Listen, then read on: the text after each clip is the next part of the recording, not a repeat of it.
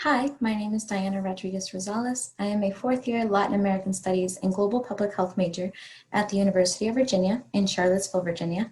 And today I'm here to talk about the research that I've been working on for the last couple of months, focusing on gender-based violence and feminicide in El Salvador and the impact on women's health and well-being. So what I was looking for as I started this research after reading a lot of different news articles of women being killed in El Salvador due to gender-based violence, I was looking to answer a couple of questions.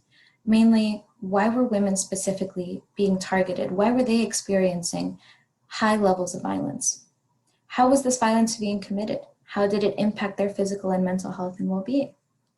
And who was committing these acts of violence? What was being done in order to help protect these women as well? A lot of the answers to these questions, especially in the media, seem to blame high levels of criminal activity and violence for the increased gender-based violence and feminicides in Salvadoran society. Specifically, a lot of media outlets blamed gangs, specifically MS-13 and Barrio 18. Other outlets seem to blame culture. They blamed the machismo that was prevalent in Salvadoran society and that women were being subjugated to men, and that's why they were being the targets of violence. In other cases, even the women themselves were blamed for the violence that was inflicted upon them. They were told that they shouldn't have been wearing certain clothes, or that they shouldn't have been walking alone, or that they should not have been out at night. But a lot of these answers just ended there. There was no other explanation. It was just that one answer, and that was it. However, when we think about violence, and more specifically violence against women, this violence doesn't exist in a vacuum. It has to come from somewhere, and it has to be upheld over time in order to have a continued prevalence in contemporary society. So overall, in my research, I was looking to see where gender-based violence in El Salvador came from a historical standpoint, and how it has been reinforced in contemporary social structures and institutions in order to try and understand why there were such high levels of violence against women in the country. Also, I was looking to see the impact that these high levels of violence have had on Salvadoran women and young girls, on their physical and mental health and well-being overall.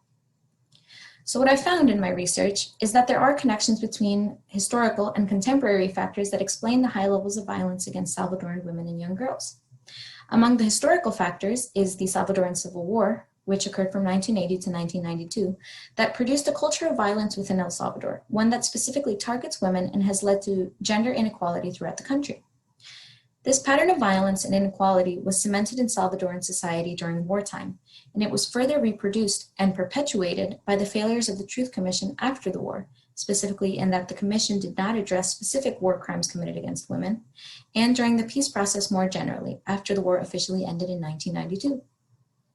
So this established a legacy of violence that permeates contemporary society today, and that has served as an effective way to uphold men's authority and access to power in an unstable economic and political atmosphere, thus limiting women's power and autonomy in society. But to solely blame gender-based violence on machismo is misleading and can even be reductive. Many feminist scholars have argued that instead of universalizing machismo, we should look at how this specific quality manifests with greater intensity in certain places. Gender-based violence is a much more complicated phenomenon within the patriarchal frame of the Salvadoran socio-political sphere. Increased violence in El Salvador is connected to broader structural and social dynamics that reinscribe violence within society. For example, the construction of gender identity, the enforcement of gender norms, and the underlying elements of misogyny within particularly brutal violent acts. These dynamics further devalue Salvadoran women and young girls, along with all gender notions and identities that associate with femininity overall, and furthermore cement male dominance within the larger Salvadoran society, thus showing how the issue goes beyond culture and into the social institutions and structures that shape society. In my research, I also found that the violence women face in their everyday lives comes from a lot of different places. The media emphasizes gender-based violence as being committed by gangs, but growing rates of domestic violence perpetuated in the home and institutional violence perpetuated by the state have also significantly impacted women. Connections between these sources of violence, such as between the state and criminal organizations, have further contributed to a widespread practice of impunity that largely impedes access to justice for women that experience violence and often lead to an underreporting of cases of violence as well. The violence women face also takes multiple forms. High levels of physical, sexual, and psychological violence are often ingrained in women's everyday lives and experiences from a very young age. Manifestations of this violence, particularly through the prevalence of feminicides and the criminalization of abortion for Salvadoran women, have proven to be detrimental to women's health in both their physical and mental health and well-being. The violence that women face also minimizes the control that they have in the public and private aspects of their social lives. This lack of power and control, this lack of safety and security, has led many women to leave El Salvador to seek refuge in other countries like the United States. But often their journey northward to the US is mired with similar, if not higher, levels of violence against women, similar to the ones that they seek to escape from, they continue to face on their journey to the US. So gender-based violence has continued to be an increasingly prevalent issue within El Salvador to this day. And it proves to be an increasing problem, especially due to the COVID-19 pandemic and the restrictions that were put in place by the government to slow the spread of the virus. The current president, President Bukele, initiated a stay-at-home order in March of 2020 that enacted a mandatory domestic quarantine for everyone in the country. But this mandatory quarantine has led to an increase in violent acts committed against women and young girls in El Salvador.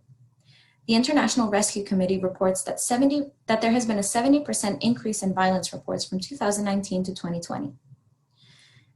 Many women have faced continuous abuse in their homes due to the rigid lockdown, and the government has failed to coordinate a systemic response to protect the women that are enduring this violence.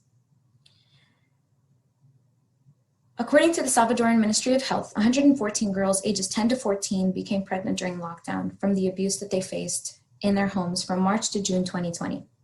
And with strict laws against abortion that are in place in the Salvadoran Penal Code, young girls are forced to live with these pregnancies and to carry to term, which has been proven to be extremely detrimental to their developmental, physical, and mental health.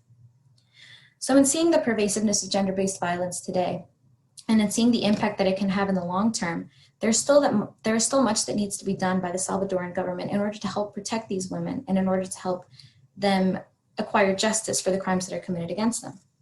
The Salvadoran government needs to recognize the violence that women face in their everyday lives, as well as the state's role in perpetuating that violence as well. The Legislative Assembly needs to create and enforce laws that actually protect women and help them and their families obtain justice for the crimes that are committed against them.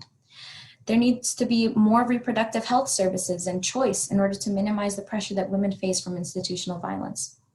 And along with all of this, there needs to be a system for women to report violence committed against them in order to break the silence and for them to finally achieve the justice that they so deserve.